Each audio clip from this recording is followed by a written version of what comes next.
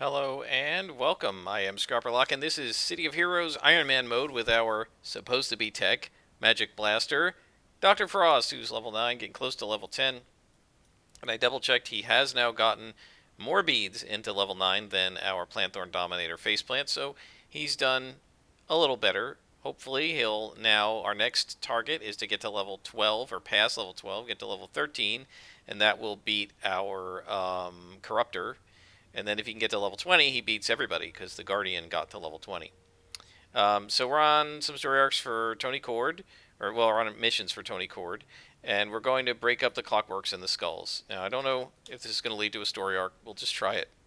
If it doesn't, after a few missions, what we're going to do is just go to Steel Canyon, do some detective work there, and then get some contacts from the detective in Steel Canyon and start doing those story arcs. We did get some. We do have the ability to go talk to Dave Wincott. I already talked to him and get missions from him to do the Hollow story arc, which is another option.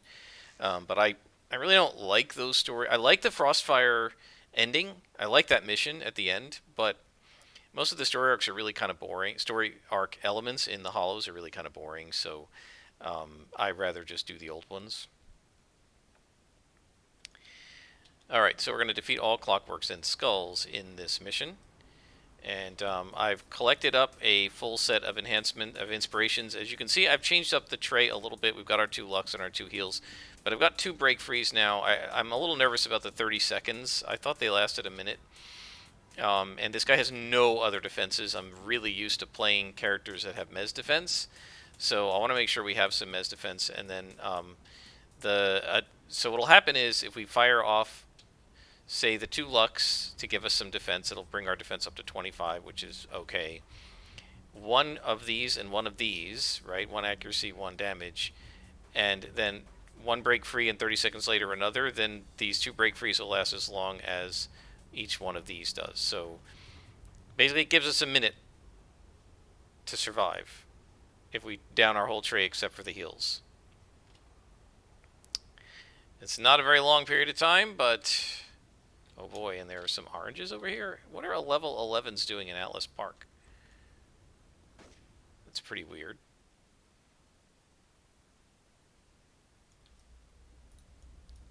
Okay. Yeah, Atlas Park is supposed to be level 1 to 5. That's like way above. Let's see how we do against clocks. I haven't fought clocks with this guy yet. Pretty good. I think they won't be...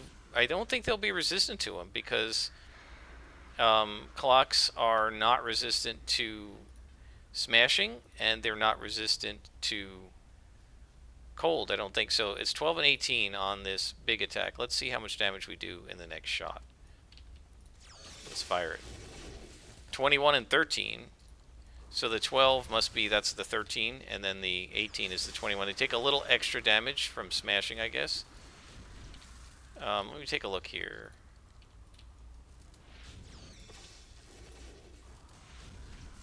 Yeah, the cold. Oh, actually, it looks like they take a little extra damage from cold. So these guys are... I don't know if they're exactly vulnerable to us, but they're certainly not resistant to us.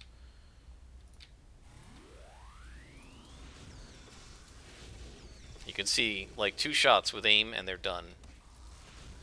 And that's with unenhanced powers. You can imagine how good it would be if we had actual enhancements on these powers. So we're defeating all Clockworks and all Skulls.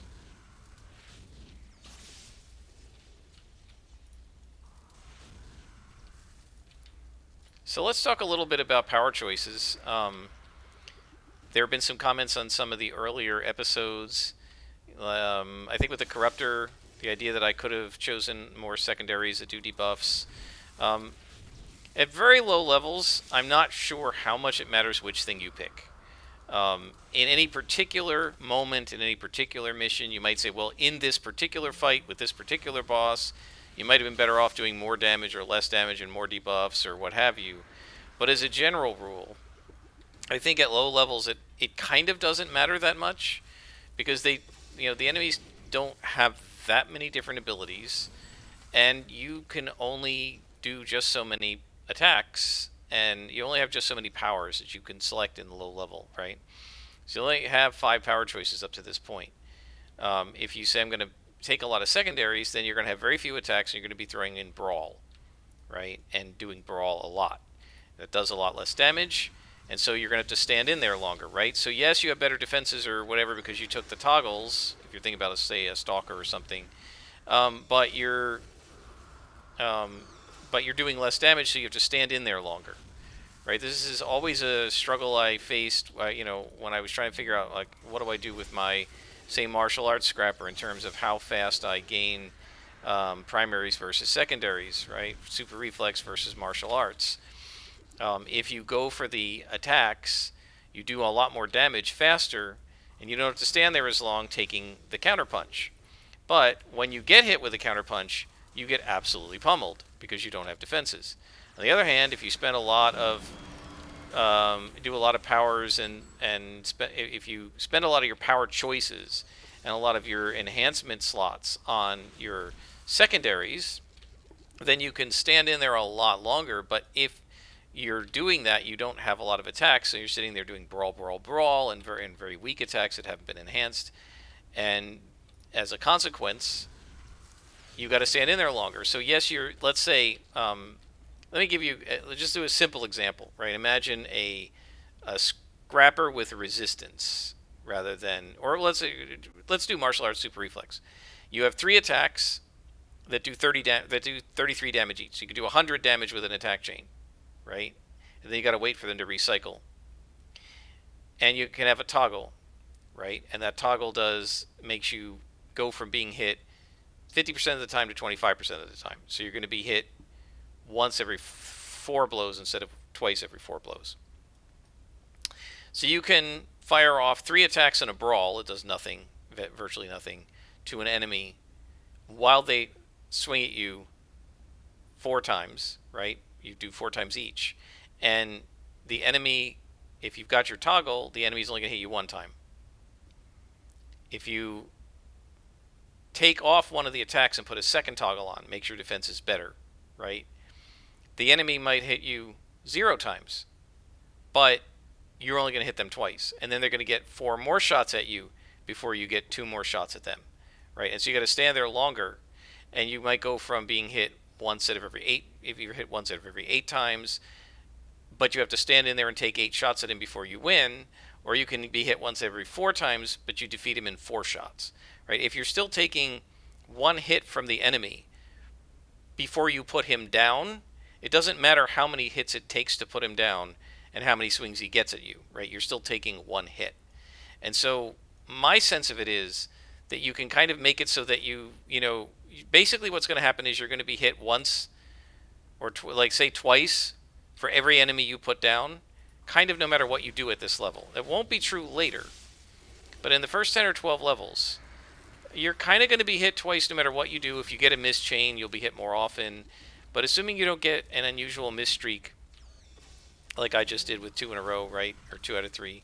Assuming you don't get an unusual miss streak and you're not facing like +2 enemies or something, what's going to basically happen at this level is it's going to take about 3 to 4 shots to defeat an enemy. And regardless of whether you're a tank or a blaster or whatever, it's going to take 3 or 4 shots to defeat an enemy who's an even con to you, right? And they're going to get 3 or 4 shots at you, and about 1 of them is going to hit. And if you make it so that you can defeat the enemies in 2 shots, right, you have no defenses, which means they're going to be more likely to hit you. And if you make it so that you have a lot more defenses, it's going to take you 8 or 9 shots to take the enemy out, right? And so I kind of feel like it's 6 of one, half a dozen of the other. Example with this character, if we take a lot of, or with a corruptor, say, if you take a lot of buffing and debuffing in the secondary, and you're standing there doing brawl, or the nemesis staff, which you can't enhance and takes a long time to recharge, then you have to stand there longer taking hits from the debuffed enemy. And so, well, what's better? Being swung at twice and hit once, or being swung at 4 times and hit twice, right? I mean, I'm not sure, and I don't know if I'm expressing it correctly, but I'm just not sure that it really makes that much of a difference at this level. Now, again, you can point to an individual moment in this moment, right? Like, which one of the characters died due to knockdown, right? And I hadn't gotten hover for him yet because I was busy getting attacks. And you could say, well, if you only had hover, you wouldn't have died in that moment. That's true. But if I had taken hover, I might have died in another moment earlier when I was waiting for all my attacks to recycle and I didn't have anything to shoot at the enemy, right? And I hadn't hit the enemy and therefore hadn't debuffed them with my radiation attacks as much. So would I have lived to the point where I needed hover? I don't know. Probably, but it's not clear, right?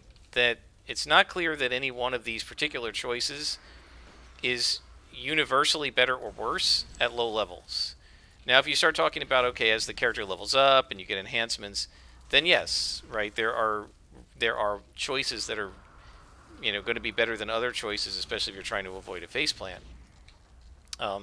I think, for example, one of the things that I did that was demonstrably a bad idea in the earlier Iron Man runs was trying to slot health and stamina. Well, none of the characters even lived to get SOs, and until you get SOs, there's no point to slotting health and stamina. So this character, I'm going to wait.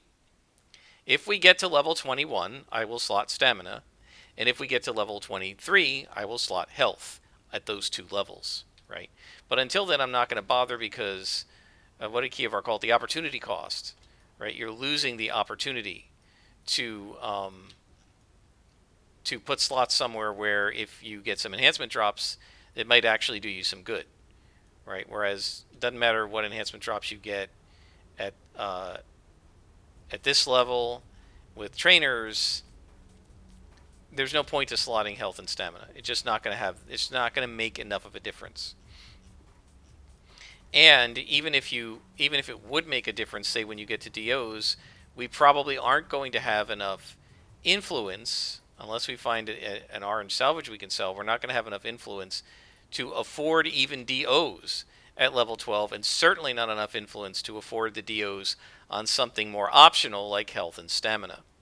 Right? So I think you can definitely make the argument that those are bad choices, right? Or impractical choices, because I ended up putting slots on powers that essentially I was never going to use, right? But I think that when it comes to deciding whether to take your primaries and secondaries, my experience with this game, especially having done martial arts super reflex a couple different times and in a couple of different ways, is it's kind of survivable no matter what you do, and whether you are able to survive a particular mission is much more down to the idiosyncrasies of the mission and just luck and what inspirations you have in your tray, rather than which power choices you made. And so,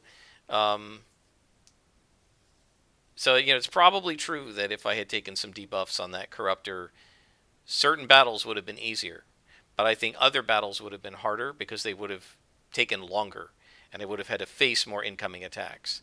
And so, I'm not saying there's a right or a wrong.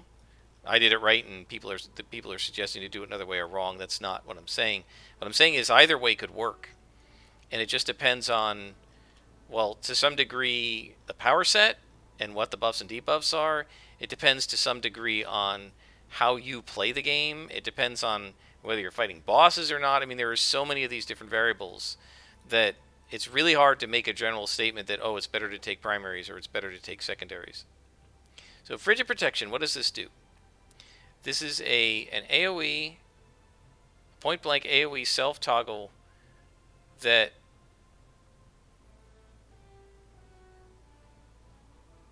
slows down foes' movement, speed, and damage.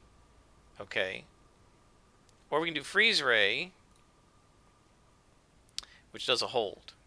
I think I'm going to take Freeze Ray because I want to be able to hold enemies. I like holding them. Alright, we have Montague Castellaneta, so we can do his storylines if Tony Cord doesn't pan out. Tony Cord might not be willing to talk to us anymore after we've hit level 10. And if that's true, then I guess we might have to do Montague. And we now have more slots in our tray. This is perfect. So now we're going to look to have additional damage and accuracy. And I mean, even for inspirations, right? When you think about it, the more damages you have, the less lux you need, because the enemy goes down faster and they can't swing at you as much. So it's always you're always having to split the difference, right? You can't carry all reds or all purples, but the more reds you carry, the less purples you need, and the more purples you carry, the less reds you need, right? And so, what's the right combo? There isn't one. It depends on, to some degree, it may depend on what you're attacking. So if something's very resistant to you, it might be better to take damages. If something has your weakness, it might be better to take lux. And to some degree, it just depends on your own style. Okay, so introduced to a new contact. All right, so Carla Brunelli, and he's probably not going to do any more missions for us. If we're not on a story arc for him, I think we're going to go to Carla. We're not. So let's skip him because he's going to be too low level. I don't want to be doing level 9 missions from this guy. Let's go to Skyway and do Carla. Carla's a regular contact, and she'll start giving us missions. And you know what I think I'm going to do in the previous one? I believe we did detective missions in Steel Canyon. I almost always do that. Let's do Skyway this time, just to be different. And I went to the wrong one, didn't I?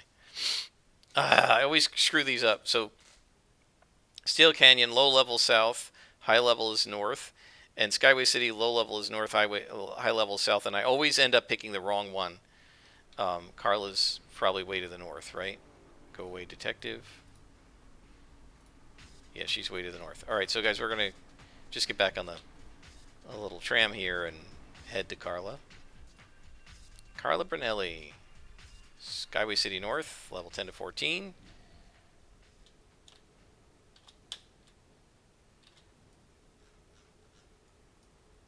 So this character's level 10. It's now officially our third best Iron Man character. Let's see if we can make him our second highest level by doing some story arcs for Carla and doing some work here in Skyway City. I think this hold is going to be super, super useful. It's only mag 3, so we're probably going to have to put a recharge on it and hold duration and try to stack it. So we want to test the EMP glove on the Clockworks, or stop Gears from producing more robots. Let's stop Gears. We're not on a story arc for her yet, so I don't think it really matters which one we do. And now she's sending us to Perez Park, so we'll use the mission teleporter. I mean, I guess I could have just gone over here, but we'll use the mission teleporter. It's fine. I always forget about the Perez Park entrance in Skyway. When I want to go into it, I always go through either Atlas Park or Steel Canyon. I always forget about the Skyway one, although that's down there, so it wouldn't have done us a lot of good to use it. Okay, so we want to defeat Gears. Let's try our hold and see how it works. And of course, we miss on the first shot. Pretty quick recharge, it looks like. Alright, let's definitely try to hold one of them so they stop. There we go. So they stop attacking me until I can defeat this one.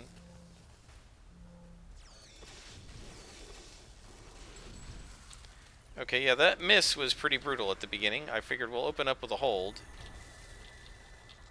And that is really good. Alright, so my feeling on that is I'm going to want to... we're going to have to rest here. I'm going to want to slot this thing. Let's see. It's a 10-second recharge and a 7-second hold. I think we're going to want to slot for both recharge and hold. And my instinct on that is going to be to slot it pretty aggressively, so that when we get to DOs, well, I mean we're going to get to DOs right away, but I want to slot it pretty aggressively so that as we level up, we have the ability to sort of do something like a 10-second hold that regenerates every 7 seconds or so that we can hopefully stack it and keep one guy completely out of action. Right? Like that guy, we didn't quite stack it, but he only got like 1 or 2 swings on me. So we definitely want to up the duration. Because I don't want to have to keep rotating back to him and holding him again. So I want to up the duration, and I definitely want to reduce the recharge. If we can get it to a recharge of 7 and a hold of 10 instead of a hold of 7 and a recharge of 10, I would be very pleased with that. So like this guy, right? He's not going to get much shot at us, right? Because we hold him, and then we pound him. Another thing I'm going to want to try to do is hold, back up, let another guy get in front, fight the front guy, and then do the AoE and hit the guy who's in the hold as well. Because I think that will be great, because it'll be taking off some of his damage while he's frozen, right? To take off some of his hit points. And that's a miss. So we definitely want accuracy on that. I'm thinking that hold is going to be dual accuracy, dual recharge, dual hold time, or something like that. Let's hold this guy. I missed him again. That's not good. Is that like... I gotta check it and see if that's one of these annoying powers that are like less than 1.0 accuracy, or am I just getting unlucky? Let's check it. Yeah, no, accuracy is 1.0, so I'm just getting unlucky.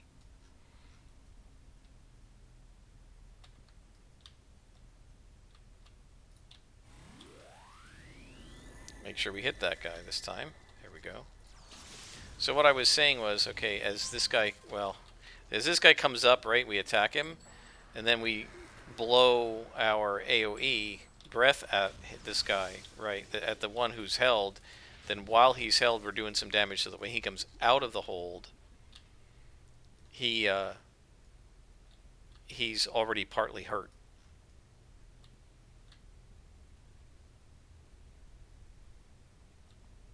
I'm going to pause here for just a sec, guys. So I got to apologize. My neighbor is pressure washing his car or something and making a lot of noise out there. Nothing I can do about that. Hopefully not too much is being picked up on the mic. So defeat gears in the dark sky web hosting offices. Well, that's interesting.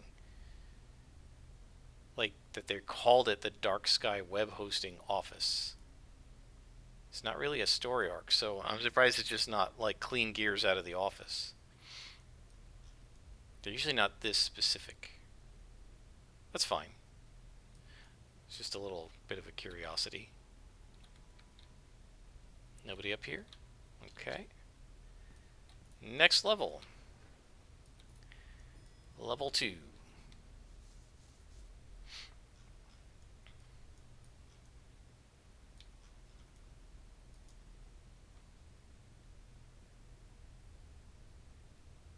So if we get back to what I was saying, so I took a primary here that's a hold. Holds are great.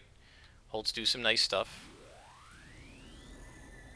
Like that, right? And then he can't attack you.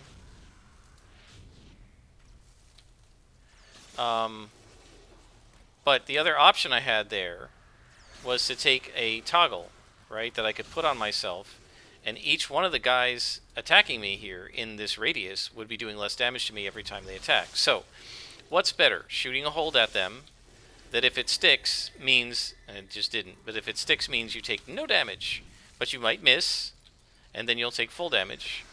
Or putting on a toggle that doesn't have to hit and automatically makes them do less damage with every shot. Like, is it better to stop him from attacking you for 7 seconds at all? You take 0 damage for 7 seconds while you're shooting him, and then he wakes up and hits you once.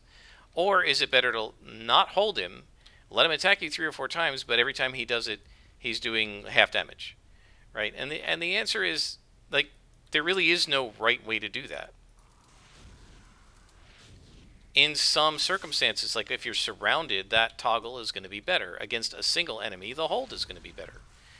And against certain enemies, the hold may be better, and against other enemies, the toggle may be better. I mean, realistically, I want them both.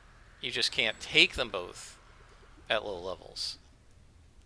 I probably will take that toggle at 12th. On the other hand, I might want to take hover. So, you know, we're just going to have to see. Okay, so we stopped that guy. Now we're going to shoot his partner. And so what I'm trying to do here is, you know, hit them both. So when that guy comes out of the entangle, he's hurt. Or the hold. So the advantage of that is this guy only shot me once in his entire existence, right? Because the rest of the time he was held. However, if I'd had the toggle on, he would have been shooting me the whole time, but doing less damage every time he hit. So, I don't know which is the best way. Against gears, the toggle might be better because the hold's not going to work. Against the individual clockworks, the hold might be better. Alright, so against gears... Alright, I think what I'm going to try to do is really pound this guy. Just get him out.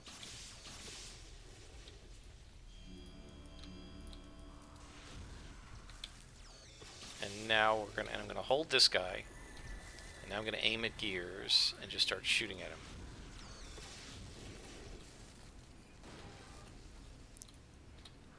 Ouch.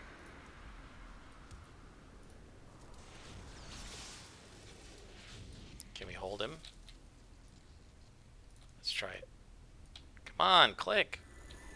Oh, are we being ambushed? Take this minion out of the way. Because I don't want to be attacked by multiple guys here. Come on.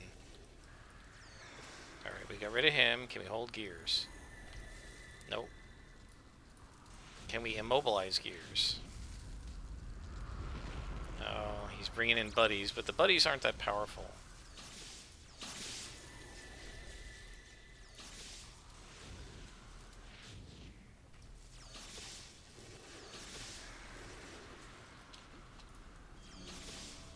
Well, we might die to this. Oh, oh man, I got into another spawn. That's not good.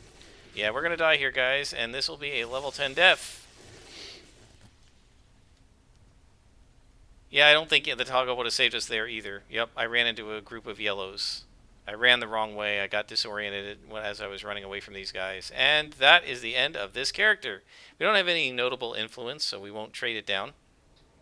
There's really no point to that. The character has perished. So now we go out to our character selection screen. So you just have to wait 6 seconds, and then we will delete this character. So yeah, I probably would have had gears if I had not run into another spawn. That was a rough one because I think he was calling in not just the little sprocket guys, but full-size guys. That's a rough mission. And he was a red boss, which means he was +1 to me too. So that's also rough. So Dr. Frost is dead at level 10. Alright guys, I hope you enjoyed. Until next time, I am Scrapperlock, and this has been City of Heroes Iron Man mode on the Rebirth server.